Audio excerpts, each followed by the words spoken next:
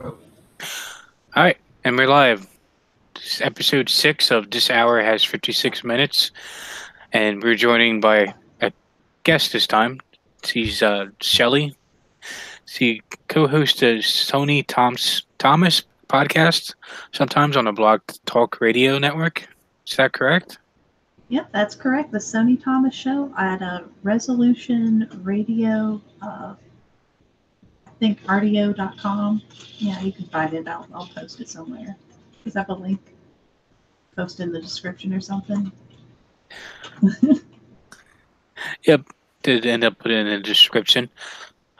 So there's quite a few articles out in the news today. We got the NPC meme that there's nothing really fantastic about it, but it really struck a nerve with the people in the media, and especially with Twitter banning everybody who has not only the name NPC but has an avatar of an NPC.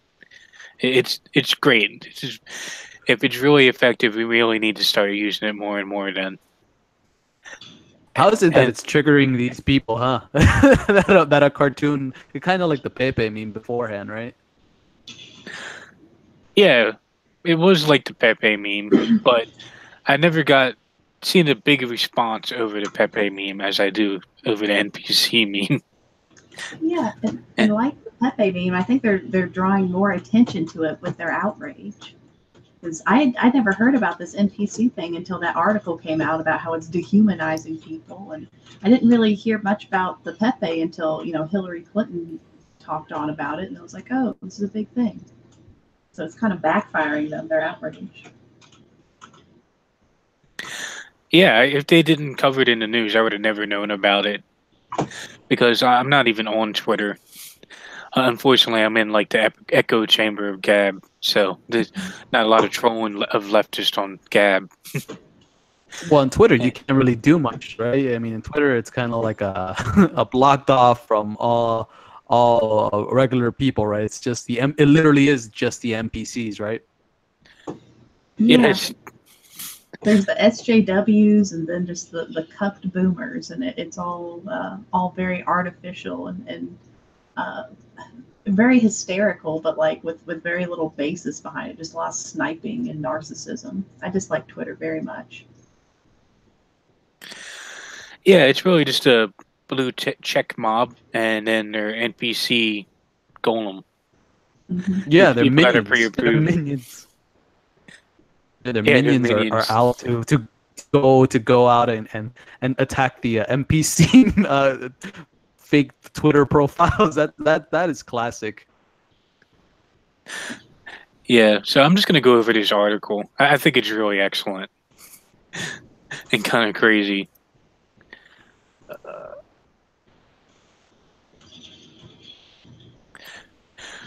What is NPC? The pro-Trump internet's new favorite insult. Twitter has barred hundreds of right-wing activists, right-wing accounts for posting as soulless, non-playable liberal activists. I'm sorry, that's just so funny. Oh, I like the Bane mask. Last week, a trolling campaign organized by right-wing internet users spilled over onto Twitter. You really gotta love 4chan. Oh, they're great. The campaign, which was born in the fever swamps of 4chan and Reddit message boards, involved creating hundreds of fictional personas with gray cartoon avatars known as NPCs. These accounts posed as liberal activists and were used to spread, among other things, false information about November's midterm elections. Now, if you actually looked at some of these tweets by the NPCs, they're tweeting out pro messages like Orange Man bad, vote Democrat this November. Don't forget to register to vote. So I don't know how it's tweeting out pro-Democrat tweets, but I guess they see behind the facade and know it's really anti-Democrat. Yeah, so they're just making fun of them, just kind of like trolling the shit out of them, right? Yeah, pretty much. They're making fun of them. Over the weekend, Twitter responded by suspending about 1,500 accounts associated with the NPC trolling campaign. The accounts violated Twitter's rule against intentionally misleading election-related content. According to a person familiar with the company's enforcement process, the person who would speak only anonymously was not authorized to discuss the decision. I wonder how many accounts. I wonder how many accounts now. If they banned 1,500, right now it should be like 3,000 or 5,000. Yeah, I mean, how many people? I don't even think Twitter has that many people left because they banned so many.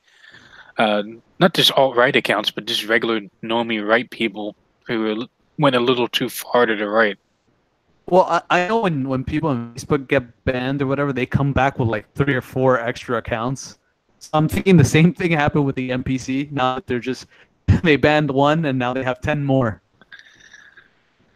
Like cutting off the head of the Hydra, right? That's why they just keep sprouting their rage. Exactly. You grow it even more. People, they start trolling even harder. That's the way that I see it. What is an NPC? NPC means non-playable character. It's a term borrowed from the world of video games for a character that is controlled by a computer rather than a player. An NPC often advances the game's plot by saying scripted lines or assisting the playable character in some way.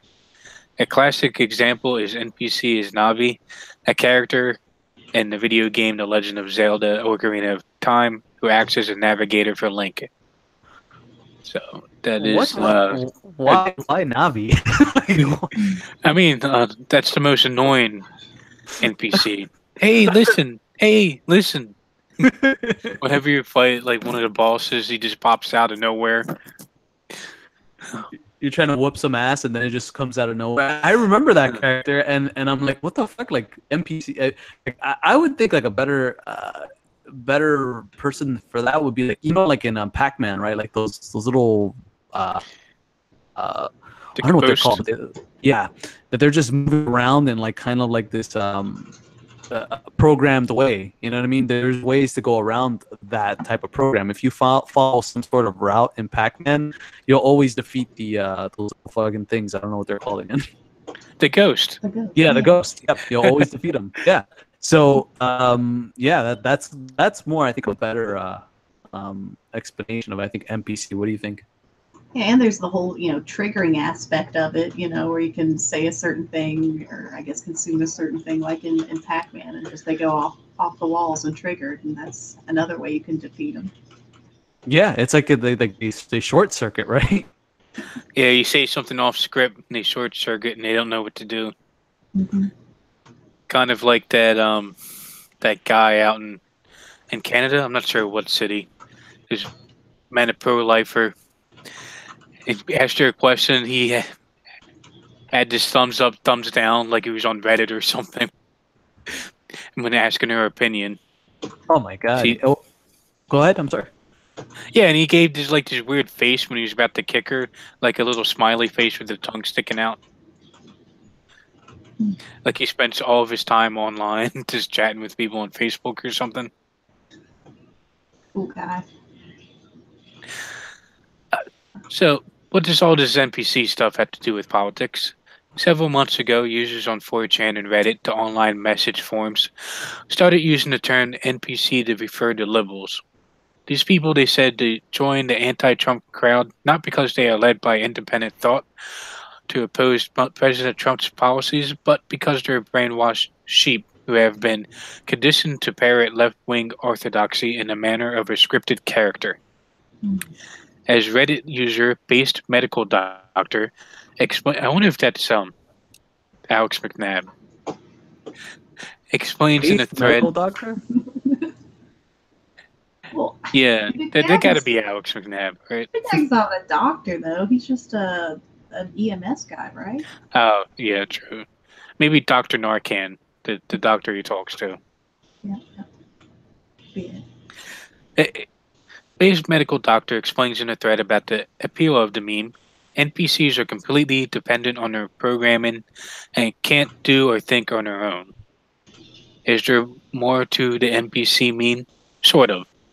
There is NPC Wojak, a crudely drawn gray cartoon avatar with a pointy nose and a blank face. NPC Wojak is a variation of Wojak, an old cartoon, also known as Fields Guy, that has become kind of a collective mascot for the far-right commentators online.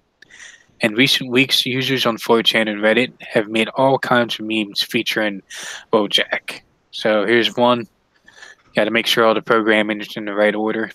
Yeah, you gotta put it in there. Put them in there. Shoving them in there. MSNBC, CNN, they're all shoving in all those bills in there. Orange man racist, orange man bad. It literally is what it is. Like that's like literally the way they are. Like I was watching a video today of liberals throwing shoes at a screen of Donald Trump. Like that's what it was today. I'm like, man, I don't know if NPCs could get any worse. Yeah, it's like 1984 hour of hate kind of stuff. You know? Yeah, exactly. And it's literally what all they would say on CNN anyway. Everything boils down to that. So this meme really captures it. Mm-hmm. Orange man racist, orange man bad. And this is the thing why. It's a long story, but the short version is that a group of young, extremely pro-Trump internet trolls have spent the past several years mocking anti-Trump people as whiny, easily triggered snowflakes who are primarily motivated by social acceptance than by logic and critical thinking. Well, actually, that's very true. It's more of signal, no virtue. Hey, apparently on the chat, someone's saying that the NPC song. Oh, yeah, by Marikau, however you say it. Oh, we need to look that up. We need to look that up. We have to. Yeah, it was really good. It was only like a minute, though. Like a minute and 30 seconds. But it was very good. That got to be one of his best songs. Really? Hold on. I got to look it up because I got to see. So we see what it's by who is it by? Maraku? Maraku. That's how you say it. Yeah, Morrraiku. Morraiku, right? AKIU. Yeah, I found it right here. Hold on. Let me see here. I'll send it to you in the chat just in case.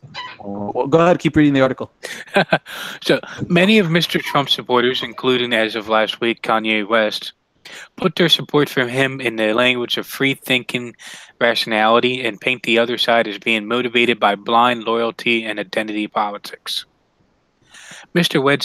West said of pre-Trump supporting days, I was programmed to think from a victimized mentality.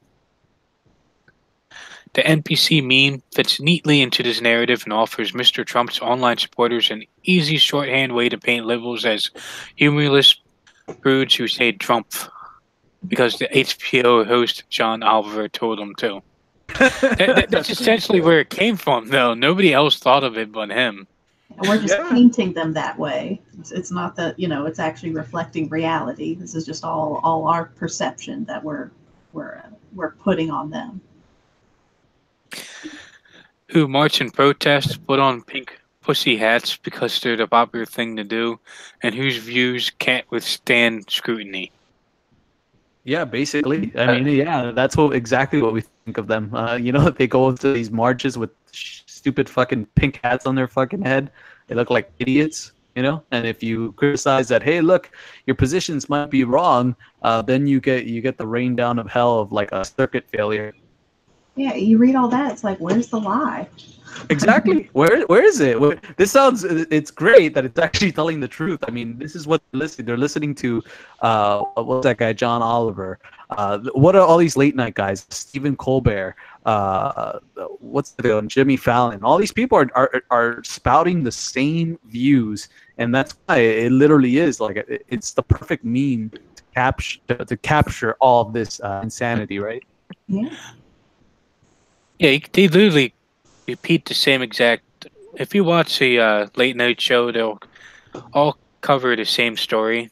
They pretty much have the same line for the same story, tell the same joke. It's almost like they're all of them have the same producers or the script writers. Yeah, it looks like they're just relaying information, relaying bad jokes. I mean, even Saturday Night Live, like it's not going to be much different from any of these other fucking late night shows. It's like watching the same show, right? In essence.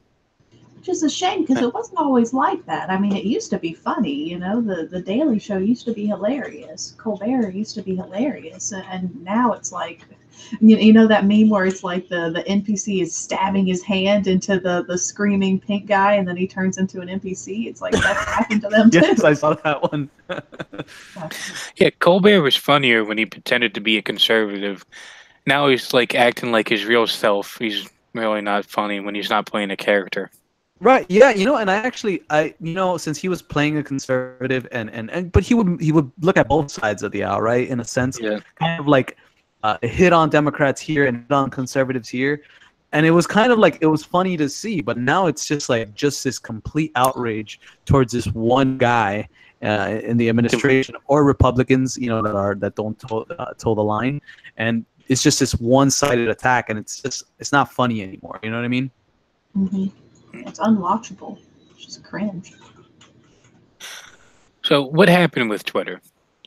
Late last week, a group of users on r/Donald, Reddit's largest pro-Trump forum, I think it's the only one left, isn't it? Decided to take the NPC meme to a wider audience. They created dozens of Twitter accounts using fictional NPC personalities to Bojack avatar and bios like fighting against Nazi racist Trump fascist Cheeto finger.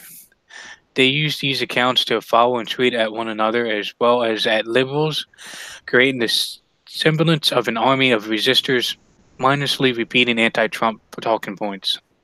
The campaign began as a joke, but a few of the accounts started posting misleading information about the midterm elections, including encouraging liberals to vote on November the 7th. It's actually brilliant. that is pretty brilliant. Blue Tsunami 2018. Yeah, Blue Tsunami, abolish Second Amendment. Oh my God. Are these Russian bots? Oh no, I just saw that, didn't I? These Russian bots, yeah. Probably not. Oh, probably not. I'm glad that they. I wouldn't be surprised if this takes a whole new role with the Russians, right? There was an article blaming the Russians for this and saying that they are Russian bots, but I guess they decided to drop it. I mean, it makes no sense. They're trying to throw social media off the bot scent by making like new bots. Is that what they call it? Do you think that this is going to drive more people to places like Gab, or is it just going to create more shit posting and things like Twitter? Well, I think if they ban enough people, they might start getting stricter with the rules at Twitter, which will end up with more bans. Hopefully, that'll help Gab to grow. Yeah, Gab is doing a good thing. Gab is doing a great thing, and the thing is that in Gab you can't put NPC. I mean, you could put NPC memes, but it's better to do it on a platform where there are NPCs. You know what I mean? Yeah, totally. True, and I think one of the reasons this hits so hard at them is it just hits at their vanity, you know? Because I feel like a lot of these SJWs like so much to feel, and even like the liberals like to feel like they're rebellious, you know? They're rebelling against the system with all their, environmentalism and being for gun control and stuff, and just this and anal sex. Yeah, and just calling them a bunch of NPCs, a bunch of mindless bots is I think really hurting their vanity. I think it's a good strategy.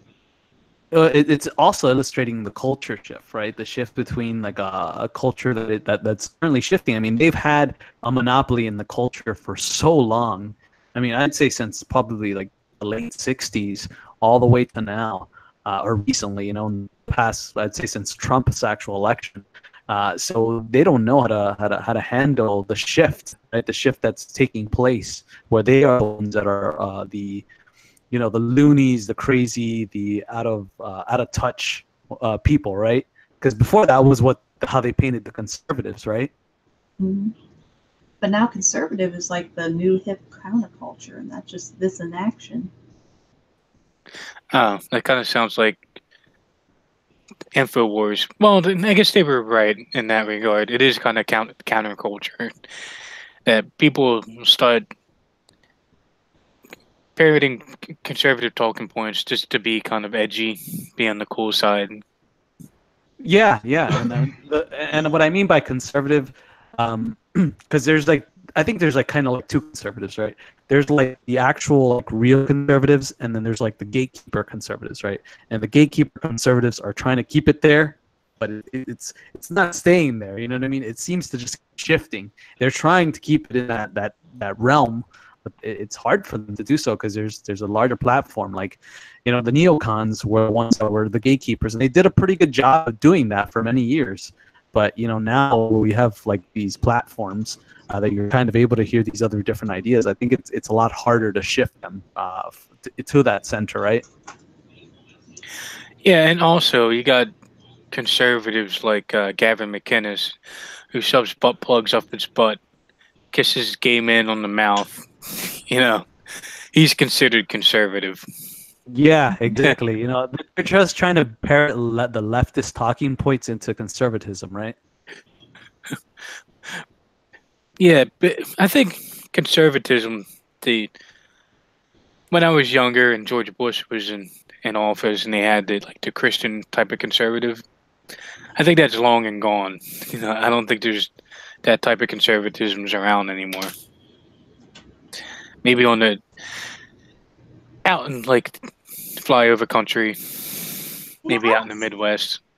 I would associate most with like religious people. I would say associate with that kind of conservatism and nationalism, as opposed to like the neocon globalism. I think that's the big divide we see in the Republican Party is if they're like a nationalist or are they a globalist. Yeah, I mean, there are globalist elements in there, right? Like Marco Rubio, people like that. But you know, there are the aspects of people that are kind of like out of there, like Donald Trump, right? That is just like out of you know, right field somewhere else. You know, that's not really part of that team, that globalist team. Oh, I see what you did there. Is it normally the saying out of left field? Yeah. That's exactly. That's why I said it the other way.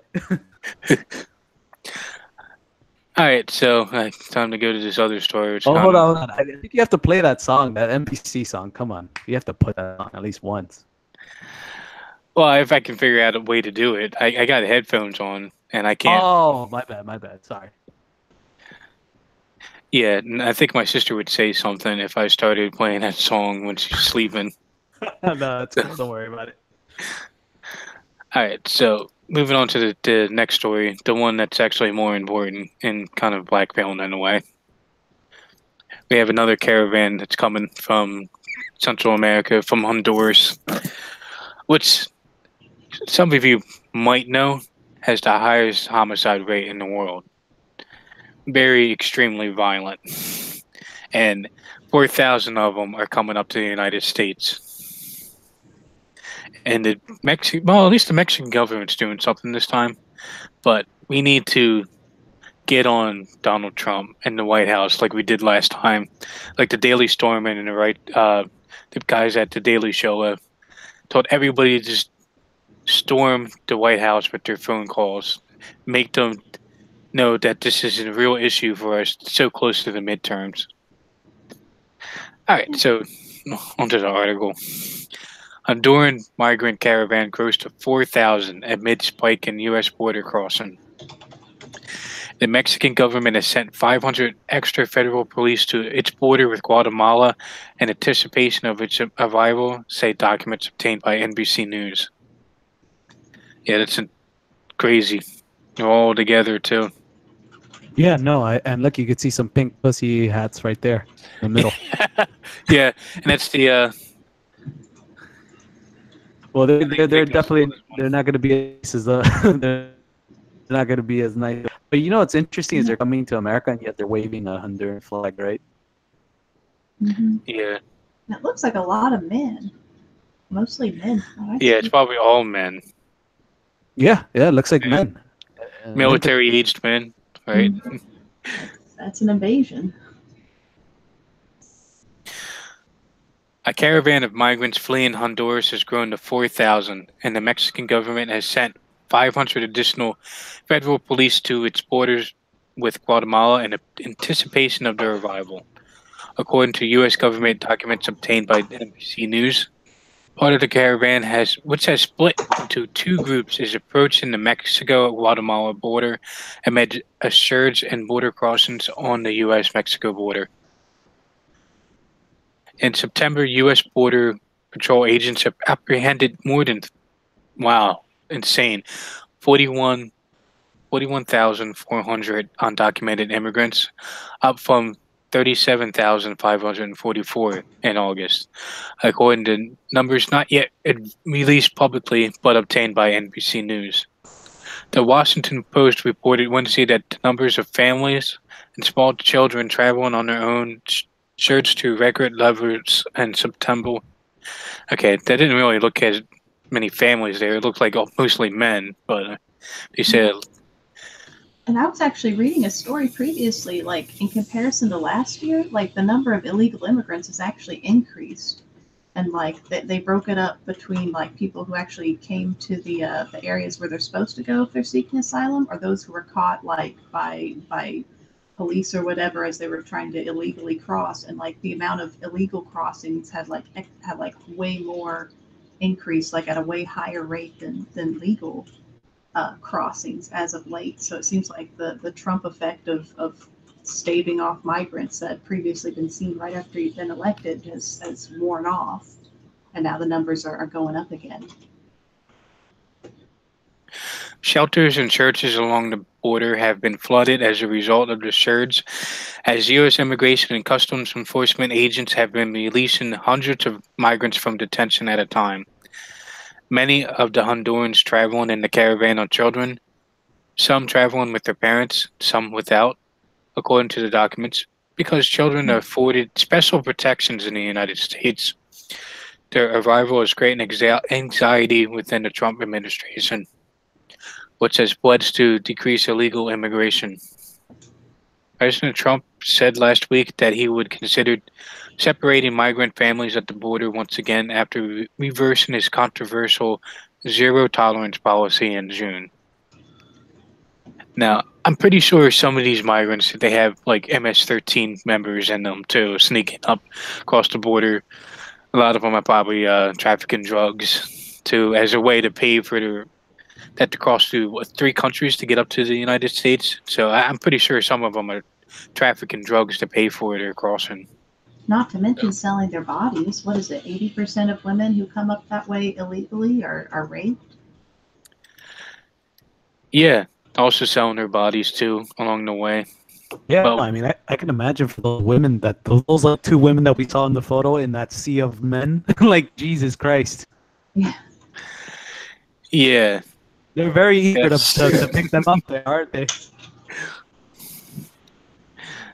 U.S. Customs and Border Protection is tracking down the caravan as the Hondurans make their way north toward the U.S. border.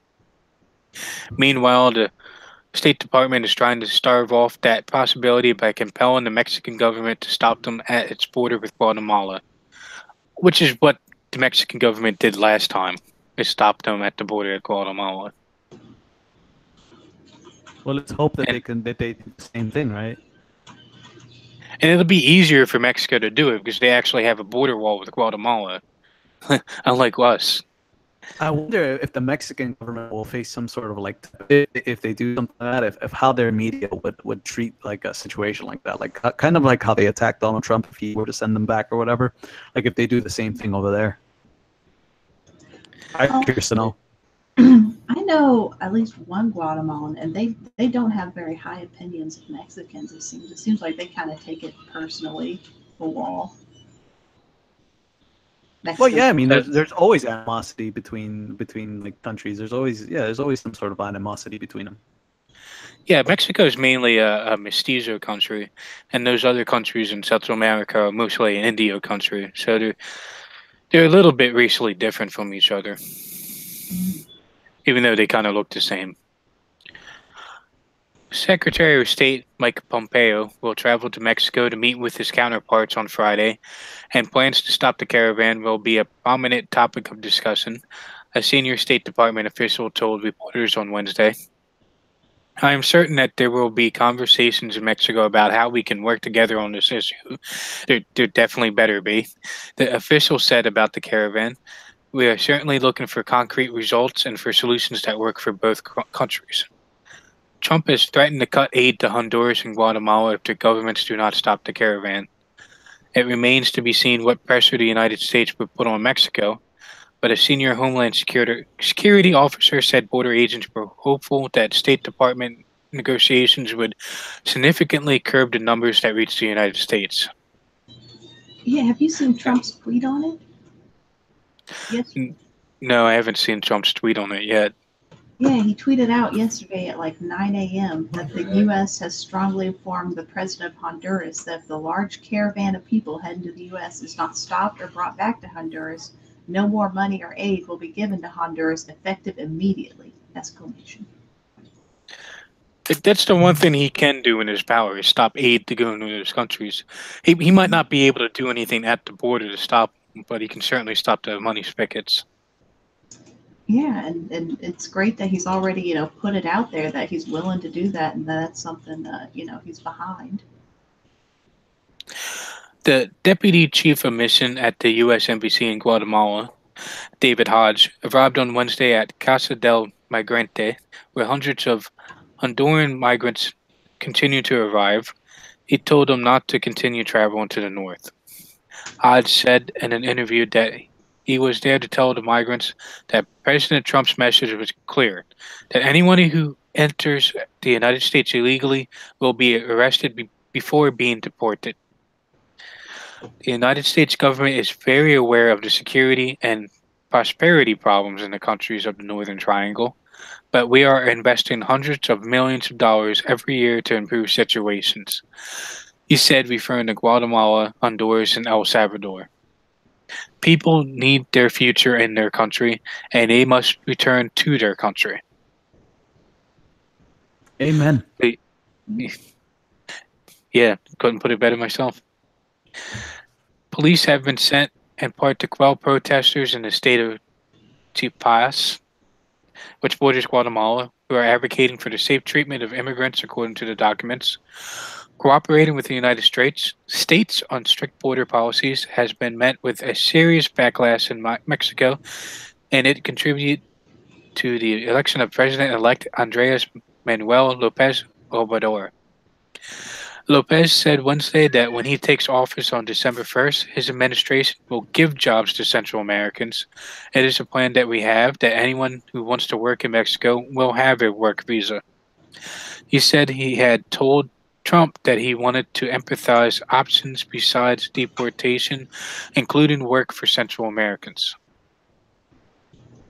So that is something that I don't know how he's going to give jobs to Central Americans when there's tons of Mexicans who don't have jobs. I don't know how that's going to...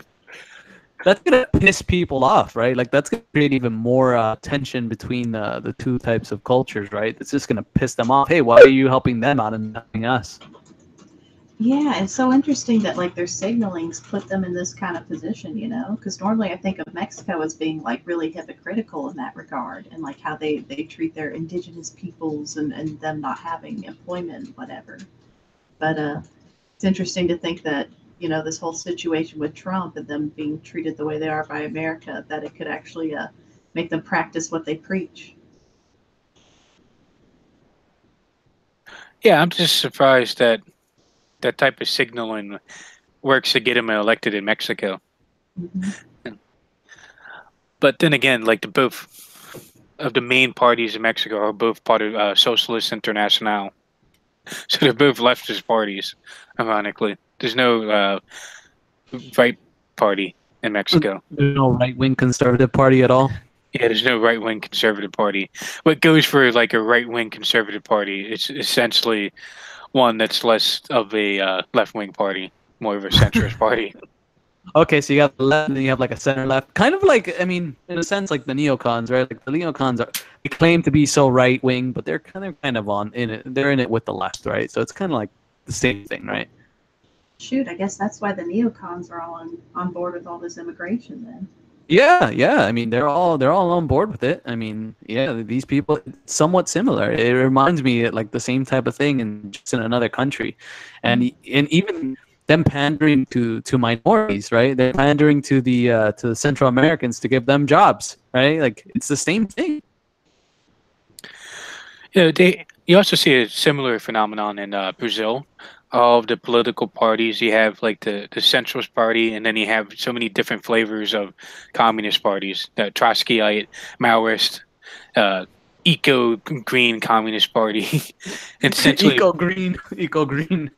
yeah, in Bolsonaro is like the only party that's kind of like a center right party out of all the other parties in the country. That's probably why people like him so much, right? Because it's like the first refreshing, like, guy out there that's not gonna spew the same bullshit, right? Like he's just, I mean, the guy. Remember that quote that I read that he would want to have his son be a homosexual. I'm paraphrasing it, obviously. He'd rather him die in a car accident or something like that. Oh, that's based. Yeah, I don't think there's anything more based. I mean, if Donald Trump said something like that, I mean, I think we would all bow down to him. Yeah, he's pretty based. I mean, he's very different from the other candidates that are running and have pretty much run Brazil since the military dictatorship ended. Yeah, and that's why he got stabbed. Yeah, well, a presidential candidate got stabbed. Imagine how the average person in Brazil is like, because he has tons of security around him all times. Even had security around him at the time he got stabbed. God. So the stabbing, have you guys like looked at, like, do they know who did it, and like if it was like an actual organization behind it, or if it was just some lone nut? As far as I can tell, it was like this poor black guy from a favela that stabbed him. He's kind of not a part of any group, just a random guy. He's probably upset that the big crime crackdown is going to come. Yeah, probably. I mean, that's probably why I would agree with that. I'm trying to see if I could find a name for the guy. But I'm pretty sure I wouldn't doubt it if you find there is connections to some sort of left-wing group, of course, well, what is it, open society funding or anything like that? I wouldn't be surprised. Yeah, see if George Soros is behind that too. Oh, I wouldn't be surprised. I mean, hold on, let me see here. I think its name. No. I can't find the guy's name. Honest. Yeah, I can't find him neither. But yeah, Brazil is like a majority black country. I mean, if you look at the numbers, the statistics that they have for Brazil under demographics on Wikipedia, it's not really accurate. It's not 47% white. Like a lot of the white people there are pretty much mixed. So the way they view race is a little bit different. Well, we're kind of digressing, but this is kind of interesting stuff about Brazil, since a lot of people probably don't know about it living in America. But majority black? Yeah, so black in the sense that a lot of black people there are mixed. But if you take the view of what America looks at race, the majority of the country is black and mulatto. And the people that are quote unquote white, a lot of them are quadroons. Not a lot of them are like purely white. So I would say it would be like 30% that are like purely descendant from the Portuguese or the Spanish or Germans. Yeah, I would say that, and I'd say most of the actual ones that were white migrated away from there. Like you could see the Gracie family, like mostly them, they are mostly a white family. Like the Jiu-Jitsu family, mostly if you look at most of their relatives, like all the people, they're mostly white. Yeah, it's interesting because listening to you guys, I've been learning a lot more about like how diverse South America is. Like normally I just thought it was all like Mexico, just all kind of half yeah, Indians, half white. But apparently there's like black people there too, and apparently Brazil's majority black. Yeah. A lot of people have a misconception. Like in the 19th century, there was about 65 million Europeans that migrated to Latin America, and 4 million of them being of a certain ethnicity that's known to be subversive as well. Mm-hmm. So a lot of people don't know that information, that a lot of these people, and a lot of these people in those nations, they remained white, a lot of them. And a lot of them didn't. I mean, a lot of them did mix, that's for sure. But there are a majority of European descendants, a lot of them, in a lot of Latin American countries. Yeah, well, that was one of Patrick Little's talking points, right? That Lopez ran the biggest slave trade ever in Brazil. Lopez, the cosmopolitan individual. Yeah, the converso. Yeah, most of them. Yeah, absolutely. That's absolutely true. And the actual place in the Caribbean that has the most subversive people is actually in Puerto Rico. Mm. A lot of people don't know, but it's just a misunderstanding because of the the American media, the way that they do things. They just want to divide. So, for example, like if you ever put like in a Google search Cubans, you're just going to see a majority African, right? Which that's not the case, but they do that in order to divide. Most of the people now in Cuba are largely African, so it's not a lie. But the ones that were pre-Castro Cubans, those are majority white. Yeah, I mean, Castro, because he had blue eyes, right? I see a lot of blue-eyed Cubans. Yeah, no, I mean, I don't know. I've never really checked the Castros, but you could tell by Justin Trudeau. Look, I'm gonna say I just believe he's his son. He just looks just like him, for Christ's sakes. So I mean, largely European. Well, there's questions about Castro's ancestry, being if he was a specific, part of the tribe. But that's not confirmed. So I don't like to speculate on something that's not confirmed. Yeah, and a lot of people like to point out that with Latin America, the big mistake they made was a lot of mixing that went on there. But if you look at how white people are treated in Latin America, it's especially different. I mean, there's a lot of anti-white animosity there. Like the Spanish and the Portuguese left behind a great deal of respect for white people. You see all the top stars in the telenovelas, especially the Mexican ones. They're all white. Most of the richest people there are white. The mestiza girls or Indian girls always want to hook up with a white guy. So there's white people are respected, even though they're like an extreme minority there. Well, they're looked upon in a high manner. I mean, here in the Cuban community, for example, like if your child has blonde hair and blue eyes, like that's seen as like great, like amazing. You know what I mean? Like they actually like looked at as like a high status, right? In a sense. So that's just the way it is. It's the whiter you are, the more pure you are. But why do you think that could still exist? If we were just talking about like the cosmopolitan influences that exist there as well in America, why do you think America has all this white guilt, but South America doesn't? That's a good question. If you. Yeah, that is a good question. And all I can think of is that the Spanish and Portuguese colonialists left a culture of respecting European heritage. That's completely different from the United States, probably. And they probably needed to put that in them because they're outnumbered, pretty much. Yeah, that's I would agree with that. With that sentiment that that they left you respect these people, you know what I mean, that they've largely a good amount of good people, you know what I mean, who provide prosperity to your nation and do good things. So and a lot of it's heavily they brought in their religious influences too, right? Like Catholic religion to most of Latin America, right? So which a lot of people value really highly, because if not, a lot of, let's say, Central American and Aztec cultures would be, praying to some sort of sun god and, massacring their own people, right? Yeah. Yeah, that's something I was wondering. Maybe like that could be the difference because South America is generally Catholic, whereas America is generally Protestant. And I would assume maybe like there's more competition there between the denominations, so maybe they weren't as united, and therefore maybe susceptible to subversion. Yeah. But another thing you can notice is when they come up here, they look at Columbus Day and they want to destroy it. They want to change it to Indigenous Peoples Day. But they still have statues of Christopher Columbus in Guatemala, for instance. You know, a country with like only like 2% white. I mean, it's a majority Indio country. They still celebrate Columbus Day. They still have statues of Christopher Columbus there. They have statues of Christopher Columbus in the Dominican Republic. They even said that's where he was buried at.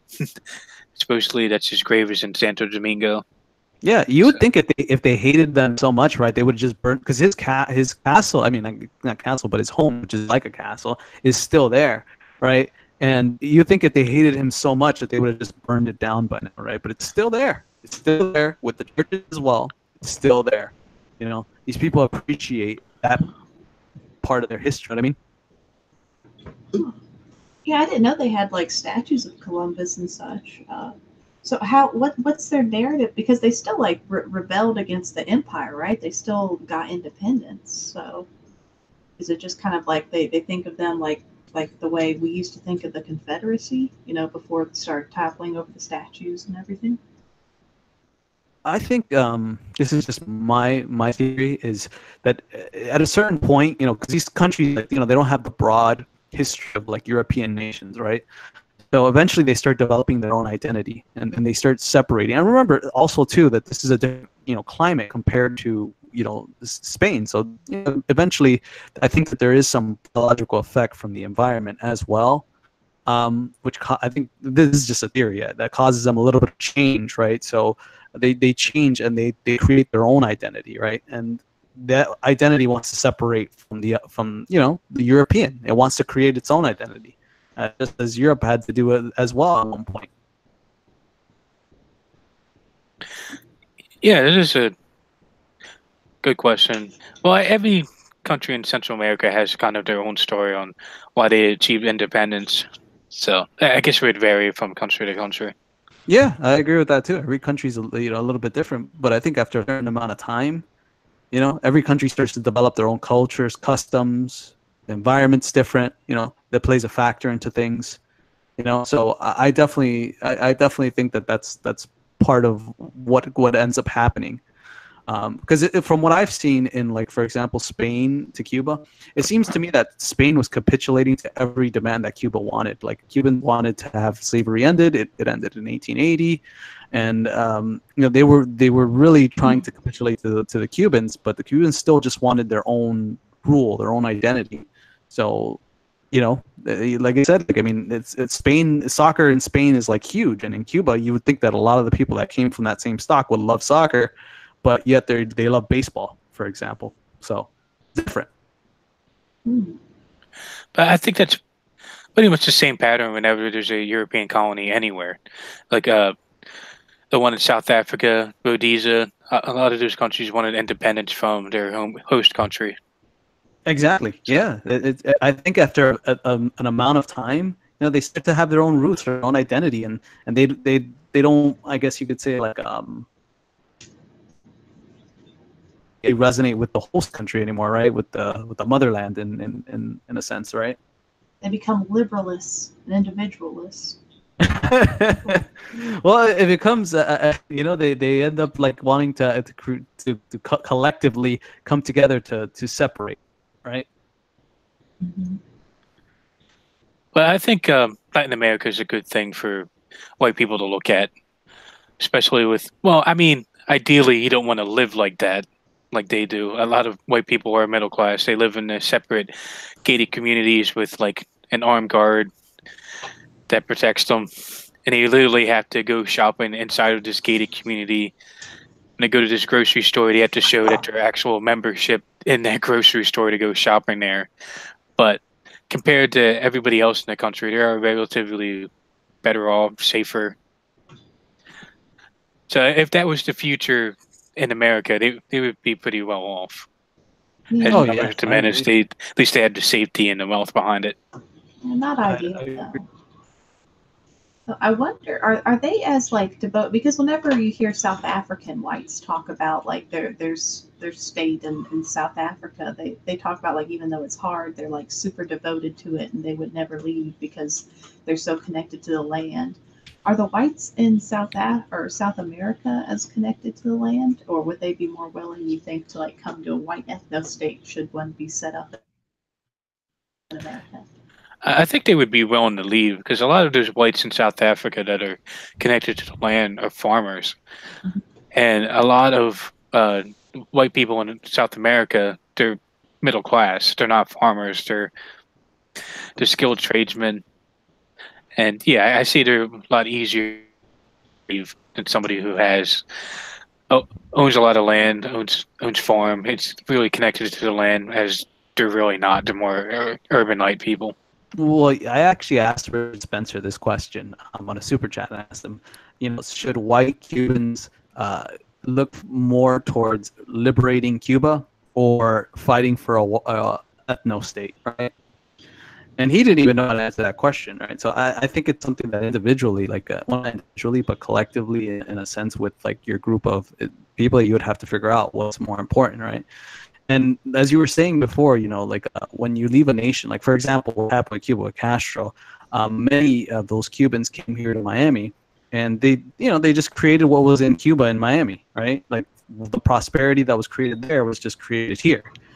But there's a difference, and I was watching a video of which is what my avatar is. It's the Brigada Asalto, which is basically these group of Cubans that tried to liberate Cuba. It was a CIA operation, and this was the brigade that tried to liberate Cuba. And they were kind of, some people say, betrayed by John F. Kennedy. Some people say that the CIA told Kennedy, but whatever. They weren't. They Is didn't this the have the. Bay of Pigs? I'm sorry. Yes, this is the Bay of Pigs, correct.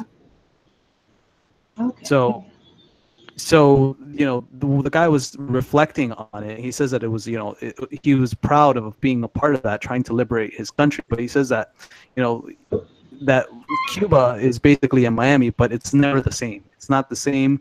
That the Cuban lifestyle that he once lived, and the smell of the sea, and the culture. He says that will never be again. He basically says that, and that was one of the saddest things to watch in that video, is him saying, we will never have that ever again, and losing your nation. And essentially, there is a white ethno state already. It's Uruguay in South America. It's whiter than the United States. It has a fertility rate at replacement level. It's at 2. Yeah, Uruguay I would say is an ethno state. Absolutely. Now, is that Spanish?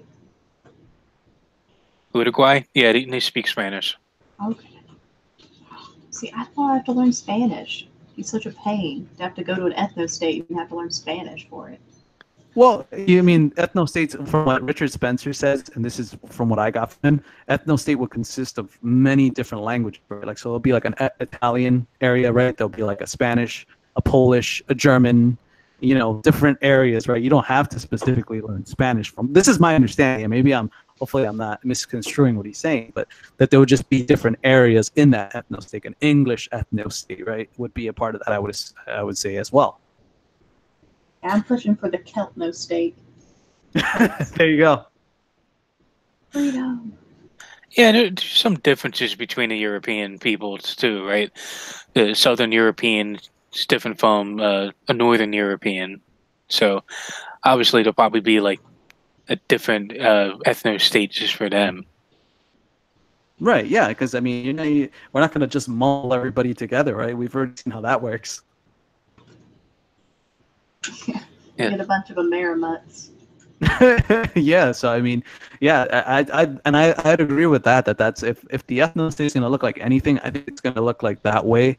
That you're just going to have different areas.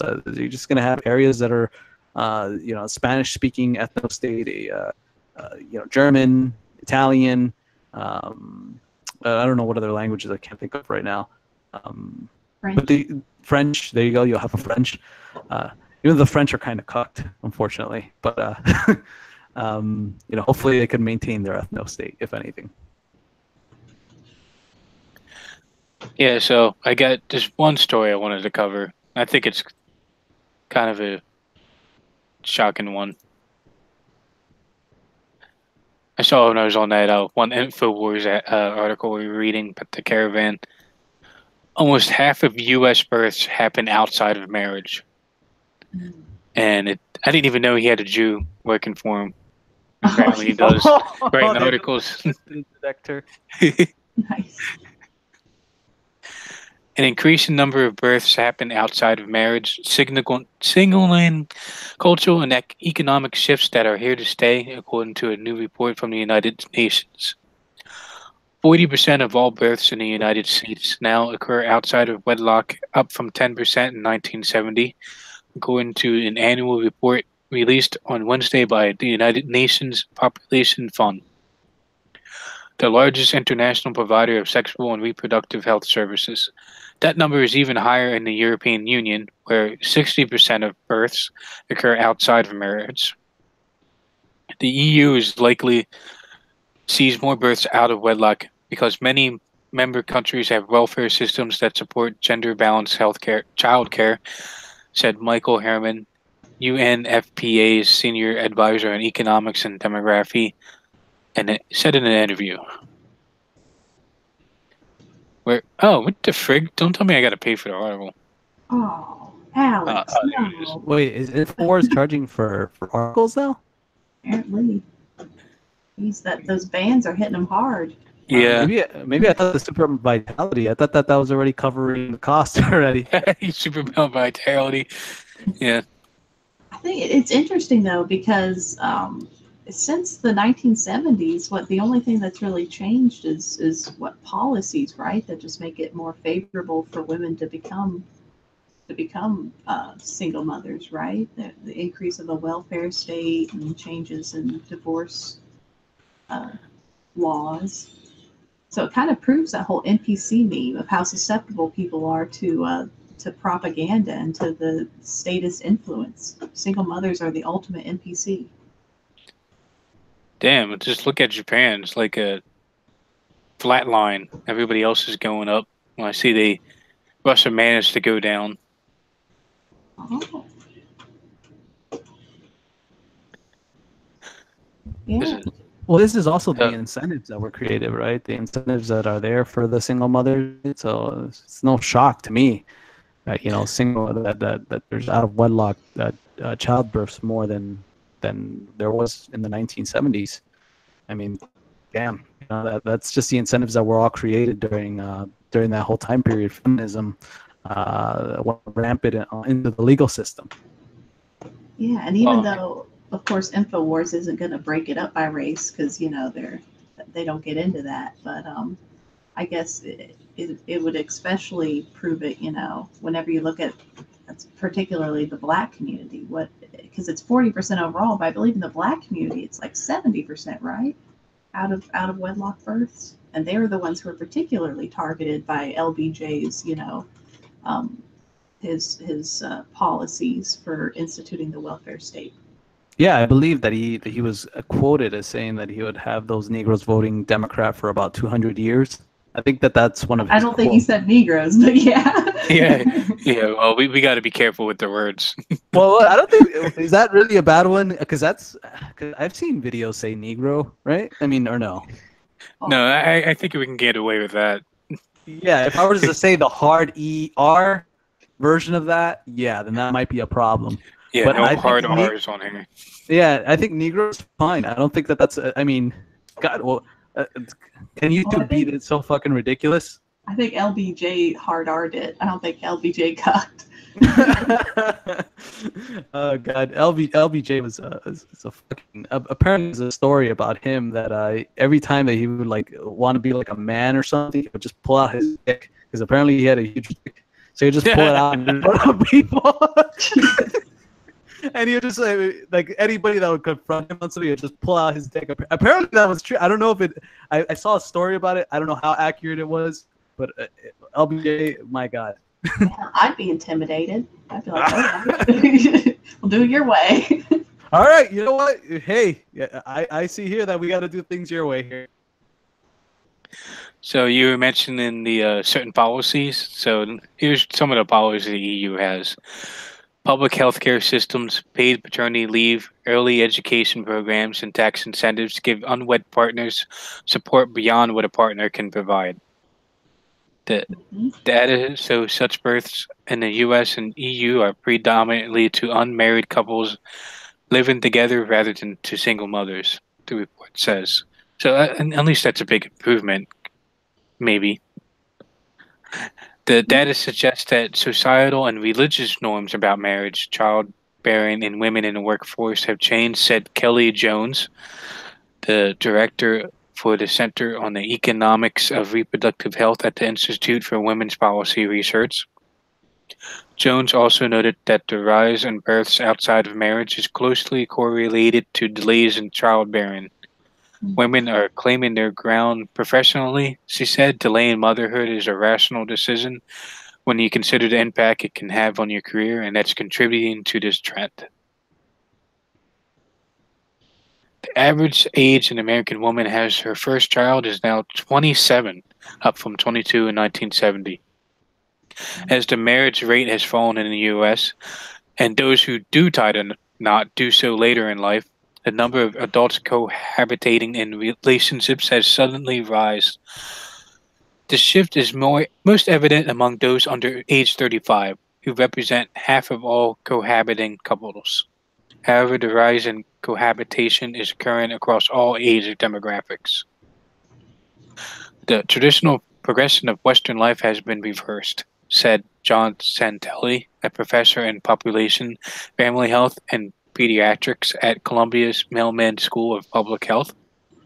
Cohabiting partners are having children before getting married. That's a long-term trend across developing nations. Regardless of marital status, more couples are choosing not to have kids at all. The U.S. fertility rate hit a historic 30-year low last year, according to the Centers for Disease Control and Prevention. Herman said the rise in births outside of wedlock has actually mitigated the decline in fertility, which would be much steeper if women weren't having children outside marriage. This trend will continue, there's no doubt about it. We can't go back to the 50s. Yeah, that's I guess it's more of a decline in religiosity more than anything else that's causing marriages to go down. At least that's what I think. Because marriage is seen more of like a religious aspect, that you go to a church and you get married to a pastor. But people that aren't religious, that are atheists, are starting to see what's really the point of it. That makes sense. You know, I've been thinking a lot about the impact that religion has on reproduction as an evolutionary strategy. Because what is one of the biggest commandments God tells people to go do? Tells them to go forth and reproduce. And you notice, if you look at the population of Europe before Christianity came, Europe was about like 15% of the world's population from like 0 AD until like 1500 AD. And 1500 AD is whenever Christianity, I guess, got really like all throughout Europe. It was like fully instituted. Like it started, I think, in 350 AD in Rome, and then it was fully in there by 1500. And then the population started growing, and by 1913, they were like 28% of the world's population. And of course, now we're back down to like, what, 10% of the world population? But I don't think it's a coincidence that that huge boom in population relative to the rest of the world for Europeans came right after Christianity, you know, was implemented in Europe. Because before that, I'm pretty sure like Odinists and certainly the Celts, they were okay with like abortions and such, and women just weren't reproducing as much. And I don't think it's a coincidence that once all this religiosity, you know, you're talking about like people become less religious, now also fertility rates are declining. Yeah, that's true. And I would think that one thing that Kevin McDonald in his book he demonstrates very clearly is that the certain group of ethnicity that we all know which one I'm referring to here, that they promote values that are different from what the values that they have themselves. If you look at a I shouldn't be saying that, but if you look at that certain type of family, they have lots of children, you know, and they have a very, very in-group preference. They raise their children really well. You know, they take them to better schools than public schools. They do everything in essence, like, to keep the family together. And what they promote is the contrary to the out group, right? They promote the degeneracy, all of that, all the bad stuff to the goyim, right? Yeah, Yeah, I think it's particularly the Orthodox trusted flaggers who have like a lot of kids, in particular, the really religious ones, as opposed to the secular. yeah, the religious ones have like 6, and the atheist ones have 3. 3. Mm-hmm. That's amazing. I mean, if you look at fertility rates around the world, the ones that have like a fertility rate above replacement are Africa, Muslim countries, Israel, and the Philippines. That's it. In some countries like South Korea, their, their fertility rate's less than 1. So that means like the average woman in South Korea is not having kids at all. Oh, that's a scary thing for that culture, isn't it? Yeah, so I kind of agree with Eric Stryker when he says North Korea is best Korea. Because even though with all the problems North Korea has, at least it'll still be around in 200 years. You won't be able to say the same with South Korea. Yeah, yeah. I mean, they will survive, right? If anything, and South Korea looks like it has just stopped dead in its tracks, you know, and that's a fucking shame. Yeah, although Well, I feel like a lot of it's kind of always have to be growing. Whereas you look at Japan and their birth rates aren't necessarily like that high. They're pretty low, but they're still doing all right. I feel like as long as you control the immigration, you don't necessarily need to be always growing as a population. well, true. You don't need an always growing population. I think it was like only 2 births on average is what you need just to stable your keep a stable population. Hmm. Well, yeah, I mean, Yeah. if you had like normal conditions, you know, depending on like what the economic circumstances, like if you were like in the bottom of the economic ladder of society, then you wouldn't be producing so many kids because you wouldn't be able to support them. But with things like welfare, you know, out there, you know, it incentivizes them to have more children, right? And it's not an incentive for the best in society because the best of society are contributing to the worst of society, right? Yeah, but whatever you subsidize, you get more of. And right now, we're subsidizing low IQ, high time preference people. Exactly, and that's one of the major problems that's going on, is that, you know, we're not encouraging births from the upper class of society. If anything, we're taking from them to encourage the bottom half of this of society, right? The bums, the beggars, the prostitutes, all these people, you know, that are on the bottom, because everybody always has this conception of poor being like, you know, the way the left puts the poor, right? Which is like the oppressed people, the ones that, you know, they're not poor on their own merit, but, you know, largely a lot of poor people are poor because, you know, they make a lot of bad decisions. Well, I'm gonna counter signal a little bit. I don't think it's all of poverty, right? Because like the countries with the highest birth rates are like some of the poorest countries in the world. I'm talking no running water. Your toilet is a hole in the ground.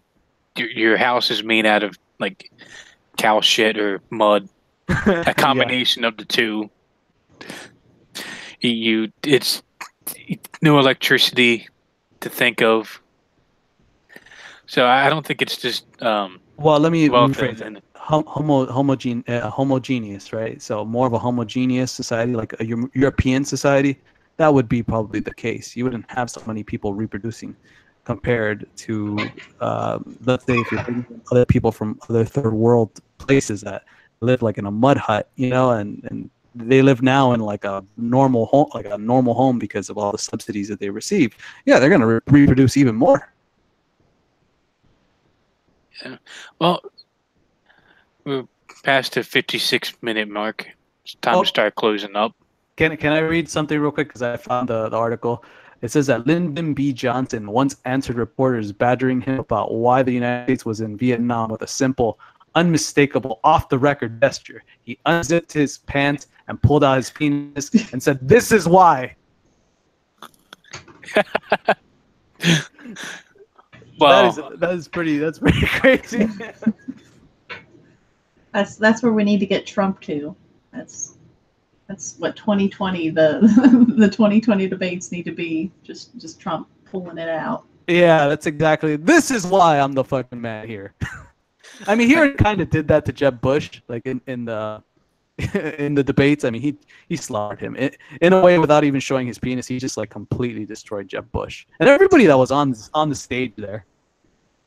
Yeah. I don't know why Jeb Bush decided to go with that woman as his wife. She's such a Guatemalan, very a midget compared to him. He probably has some. I don't know. I assume he's a pedo or something. Yeah, he's probably like a weird, like, yeah, you know, all those groups are kind of strange. So I wouldn't be surprised if he has like side women or even worse that, you know, into like pizza gate stuff and all that weird shit. Probably goes on the Lead Express. Exactly. Like, yeah, you wouldn't be surprised if you see Bill Clinton and then, oh, look, Jeb Bush. Yeah. I could see it.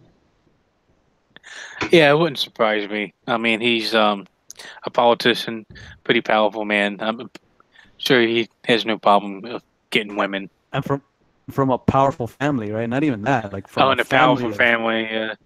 Yeah, from a family that has, you know, power in the sense that, you know, his brother has been president, his father has been president. I mean, he was groomed to be a president. That's basically the way that I see it.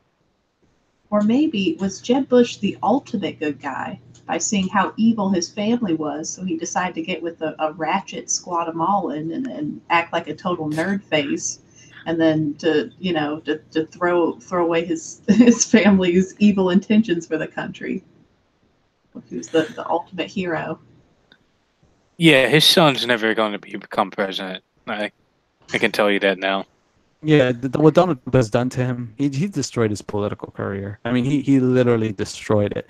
And, you know, to the point where Jeb Bush was making speeches and asking people to please clap for him. Please clap. Please clap. That destroyed him. I mean, come on, how could that not destroy? I mean, I think, in honesty, I mean, Marco Rubio, too, right? He did do damage to Marco Rubio. Marco Rubio, there's a huge Cuban community here in Miami. And he went to, you know, here in Miami, Marco Rubio, to, you know, promote his presidency. Only 300 people showed up. So, and this is his own, like, people, you know, only 300 showed up. That's pretty impressive. That's how much of a big effect Donald Trump was.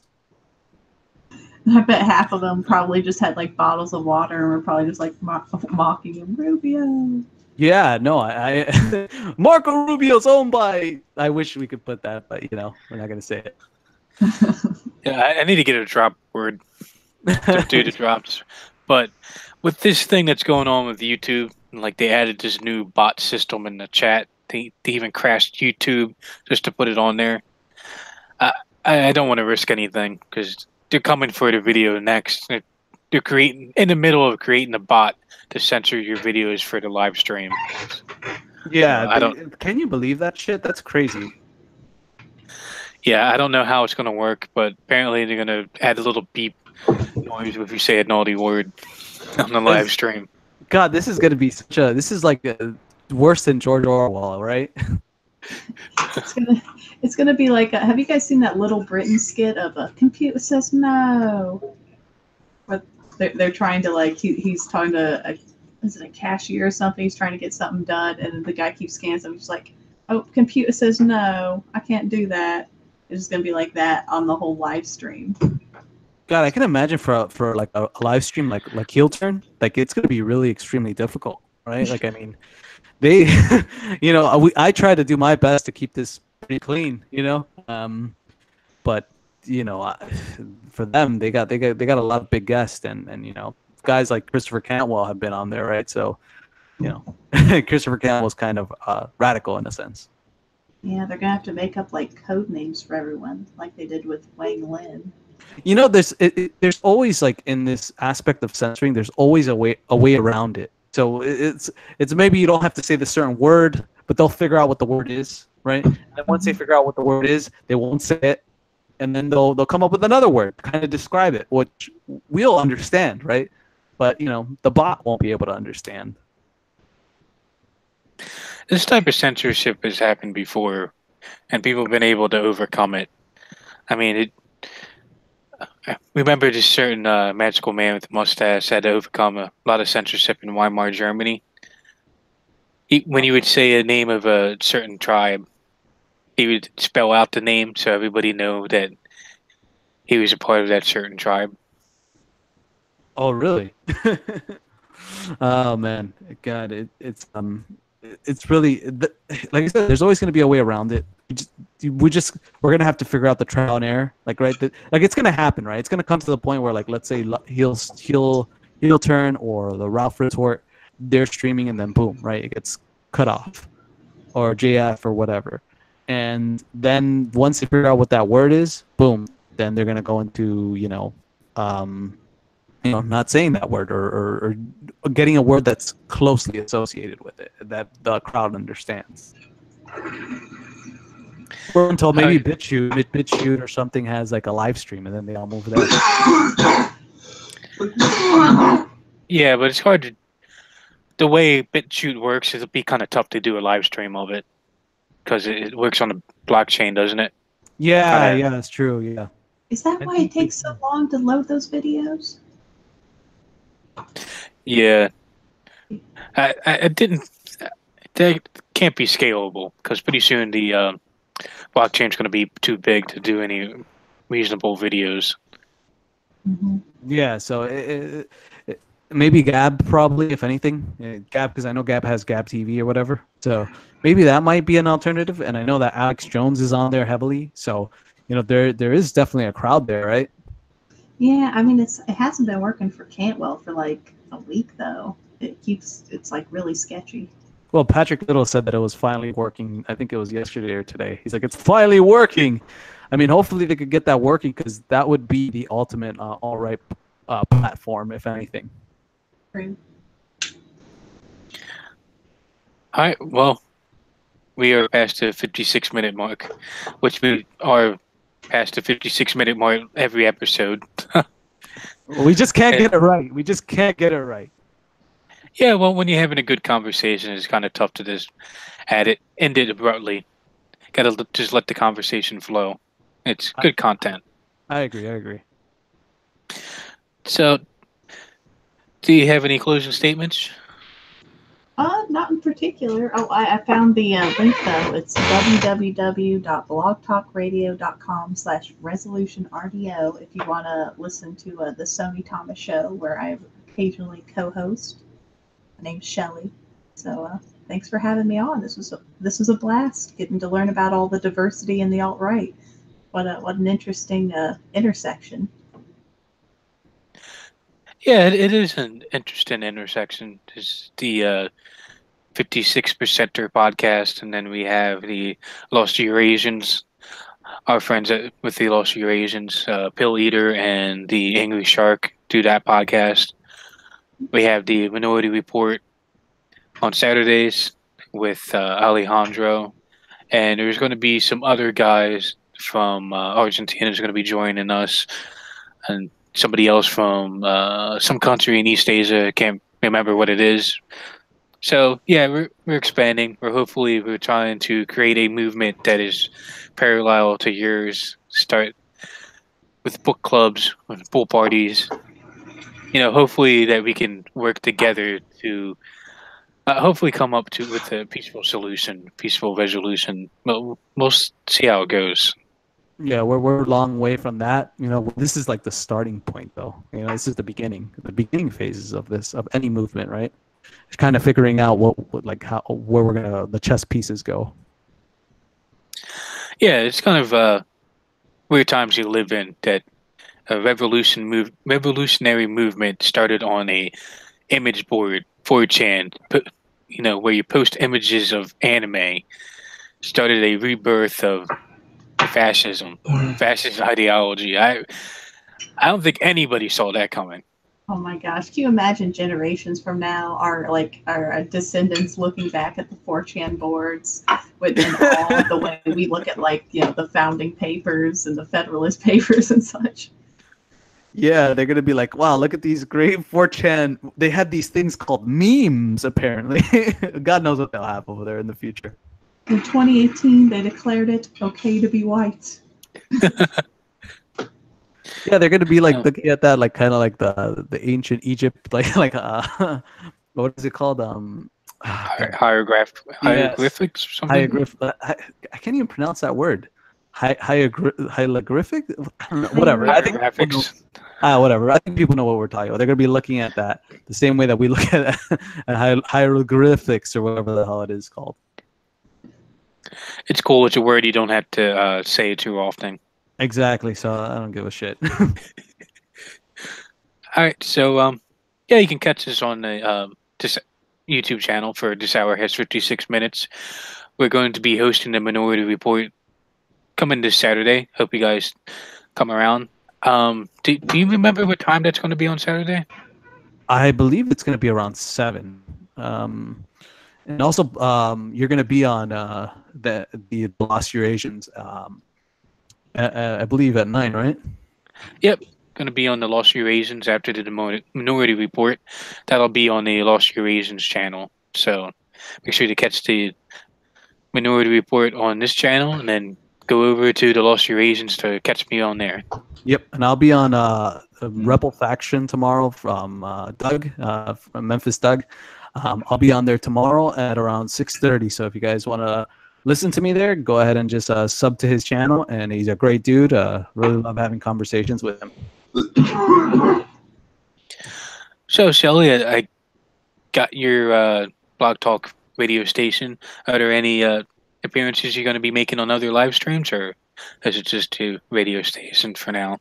No, I'm a free spirit. We'll see what comes my way. Nothing planned for now, but we'll see. All right. Well, thank you for coming on. Appreciate it. You're a great guest, even though it was on kind of a short notice.